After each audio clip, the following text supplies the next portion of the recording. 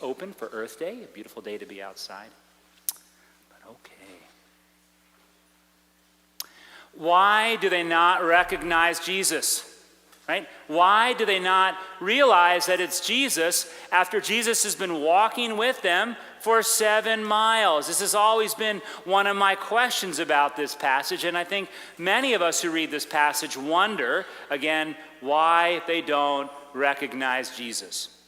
But to kind of maybe get at that, a possible answer, I need you to come with me on the bus that I was on a week and a half ago when I was chaperoning 6th graders to Washington, D.C. Okay, so you can imagine a little bit of stinky, kind of middle schoolers, whatever. Okay, but anyway, so to keep us all from mutinying, they showed us a video on the bus. And the movie that they showed us was National Treasure. Kind of fitting for a trip to D.C. because National Treasure in the movie involves the Declaration of Independence getting stolen. And it turns out that the Declaration of Independence, according to this movie, okay, this is not real, is a treasure map for the Knights Templar. Okay? But in order to read the map, they have to find these special lenses made by Ben Franklin. And these lenses have these colored frames, and when they stick the frames on, now they can look at the map and they can see the words and the treasure map hidden to our ordinary eyes, right? The lenses that they wear affect what they can see. And this isn't just about physical glasses, but in life, the lens that we have, social, political, personal, spiritual, it affects what we can see. So I'll give you an example. Let's say that there are 2 young lovers, and the lens that they have is that this other person is perfect. And whenever the other human does something, all they see is goodness and virtue and commitment. But the parents of those lovers have very different lenses. Right? Very different lenses about how great of a human this other one is. Or in our families, maybe with a coach, a teacher, how many of you have ever felt like somebody has a critical lens on you? Like they look at you and they think that you're maybe self-absorbed or aggressive or not trustworthy, and it doesn't matter what you do, they will only ever see the bad stuff that they anticipated out of you. Okay. So, you hear that they like the Taj Mahal, and you figured out a way to transport the Taj Mahal all the way from India to their backyard, and their response is, it's always about them. And you're like, what can I do? What can I do, right? So we know that there are people who have lenses about us and about whom we have lenses. And no matter what we do, we're only going to see certain things of what they do. And sometimes those are really negative things. The power of our lenses is also always on display whenever it comes to politics. Whatever the issue is, right? Whatever the issue is, whether it's national debt, something having to do with guns, or race, or China, or Russia, whatever it is. Like we read about it, we hear about it, and we look at it one way with our lens. And then we talk to somebody else who has a different lens, and the way we quickly come to the conclusion, are we even talking about the same thing? Like your lens is so different than mine that I feel like we're somehow talking about the same news story, but you are looking at it so differently than I am. It's as if you're seeing something entirely different. So the lens that we have in life greatly impacts what we're able to see in life, good or bad. Okay? So now let's go to these early disciples. For the early disciples, the lens that they're looking through life with is the lens of Good Friday. When they saw their beloved teacher and friend abused by the criminal justice system, betrayed by their own people and the religious leaders, the power of the Roman Empire to execute violence, and the finality of death.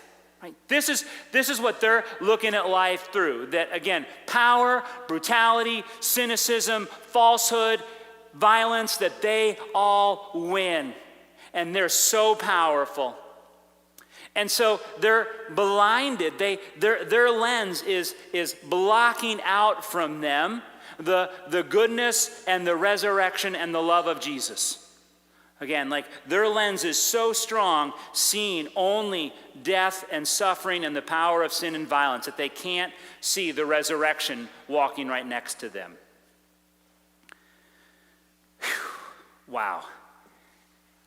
I wonder, though, if what Luke is really after in this story is less about their struggles and more about our struggles. And I'm going to get into that. But I want to sort of go back again.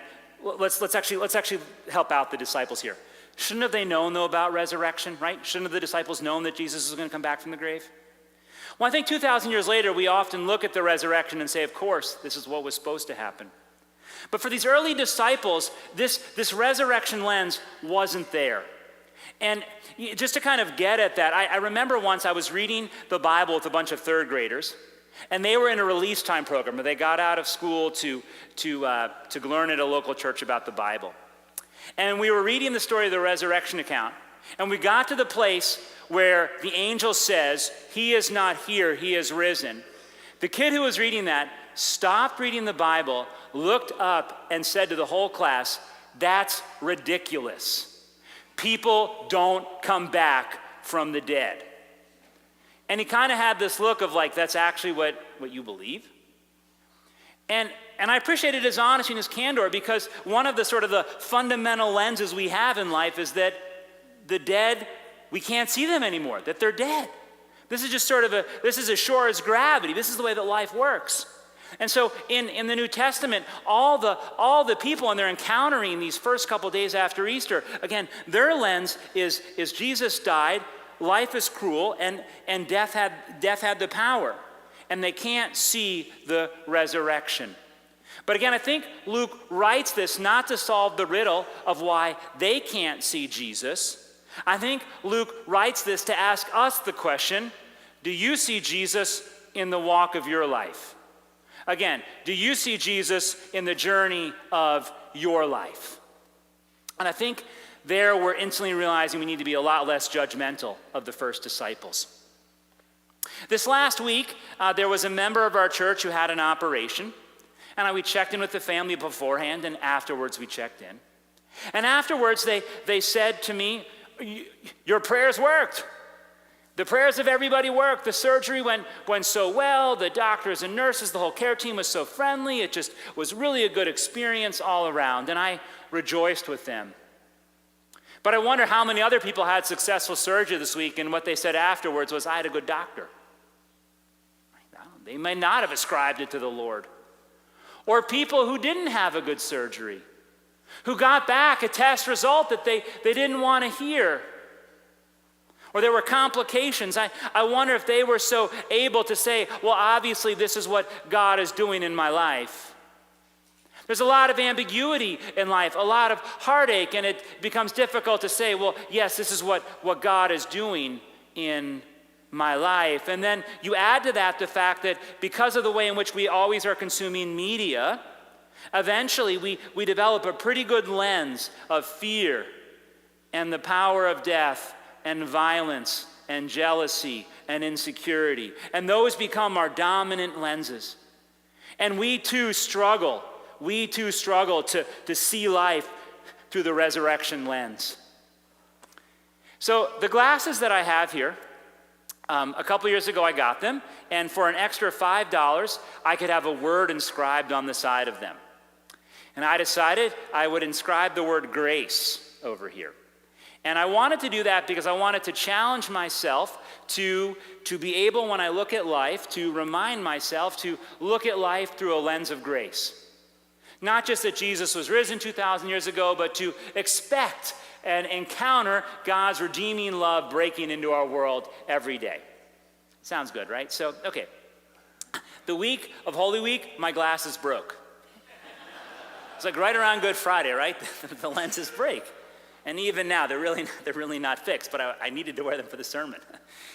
But what's going on here is that in life, I think this is really an apt metaphor for the fact that our lenses of resurrection don't always work. They get dirty, they need to be cleaned, In fact, sometimes they just need to be fixed altogether. We need to be instructed again in how to wear them. And what Jesus does for the disciples today is that Jesus is going to renew their resurrection lens. And he's gonna help them see that no, in fact, that it's not just that God is a good God, but actually that Jesus is risen from the dead. He's going to really proclaim to them what has happened. He's going to tell them the story, the beautiful story that yes, death is powerful, suffering is real, but God's redeeming love is more powerful. Jesus is going to fix their resurrection lenses. Until finally they're going to gather in the home, and it's going to be a moment of worship where Jesus is going to reenact in many ways the whole Passover, the whole Last Supper. And he's going to take bread. He's going to pray, "Blessed are you, O Lord, creator of the universe." And he's going to break the bread for them. And as he breaks the bread for them and he gives it to them, their eyes are open. Their resurrection lenses finally work, and they're able to see Jesus among them. And they cannot help but rejoice in that. That is the promise that Luke reminds us of, and what I proclaim to you today, that we are gathered here today to have our resurrection lenses readjusted, to be cleaned, and so that then we can have once again our eyes open to the living presence of Jesus Christ among us. Indeed, Jesus is here today to reveal his goodness and the power of his love to you. But what about, again, the disciples on the road? I want to go back to this, why I can't let go of this question. Why can't they see Jesus? You would think that if Jesus not just stands there, but Jesus tells them the whole story. Jesus fixes the whole entire, this is why this all had to happen. He tells them the story that our hearts are longing to hear, that resurrection indeed happened. Why is it that their eyes were not open then? Why was it that they couldn't quite figure it out? Well, again, I need to return to National Treasure and that bus ride. So at one point, the main characters finally get the copy of the Declaration of Independence, the treasure map. And they also have the glasses. But then what happens is the bad guys catch up to them, and the whole movie then they're on the run. And they never have a moment to slow down and have the map and have the glasses and be able to read where the treasure is. So the whole movie, they're just running, okay? And this is so poetic, so poetic. You know where they finally have a chance to slow down and use the lenses on the map? In a church. The end of the movie takes place in a church. They're finally in a church, and they finally have this moment where they're able to look at the map with the lenses. The story takes place on the road, and they're moving. And I think this is kind of how our life is lived, where we're really always on the move. And I think many of you know these days here where it's okay, I've got to be here, and I got this person here, and then there's a doctor here, and there's a basketball game here, and then there's a practice here, and then doom. It's got to all kind of fall into piece. And I think many of you know those days where literally the end of the day, you're happy that you avoided any conflict with your family members, and you just kind of crashed into sleep. Some of you are looking at me like, "You're way too busy, Pastor Rob." Another half of you are like, "You're preaching to me now. I know what you're talking about." And again, though, this busyness of life, and what happens in that busyness is that we become like the disciples in the story, where we have the lens that, God is good, and that there's resurrection on the loose in the world, and that Jesus is real. And we have the data of life, but we can't bring them together. We can't figure it out. And what happens then is that the disciples later on, they acknowledge that their hearts were burning. And I think what happens in life is that we do often have heartburn. And part of it is just the stress of life, but part of it is this sense that they're really, that somehow, we just have the sense that God is there. And if we could just kind of scratch a little bit deeper, we could kind of figure it out, or we could kind of have it's like God is there, and it's just where? I just can't quite make it line up. So this is where we are as disciples. Again, we have the sense that after a week, that there's that there's life and there's resurrection, and somehow they're intertwined, but we can't see it. Well, in the story, when they're finally able to see it is when they actually stop walking. When they actually take a moment and they sit down and they pause to pray. And when they finally take a moment of rest, they're able to see Jesus, and not only see Jesus, but now make sense of what had been happening on the road. Again, when they have that moment of recognition of Jesus' presence in worship, they're actually able to look back and see Jesus with them on the road. Life has to be lived facing forward, but it can only be understood looking backward. Right? Again, life always has to be lived moving forward, but can only be understood by looking backward. And my hope is that today, as we worship, as always, that this worship service, whether it's as we sort of start to prepare our hearts before worship, whether it's when we're confessing our sins, whether it's in the sermon, whether it's in a song, whether it's at communion, whether it's in a fellowship group or talking to somebody afterward, that there's this opportunity finally to reflect on where life has taken us. And to sort of finally have the lens that we can sort of adjust the lens and look over the last week and start to get a sense of where God is. Now, I know that for some of you, it really has truly been a week. I mean, just a week. And for some of you, like, again, you're just hanging on by a thread. And so for you, when you come up to communion today, and we say, where was God in the last week of my life? I don't know.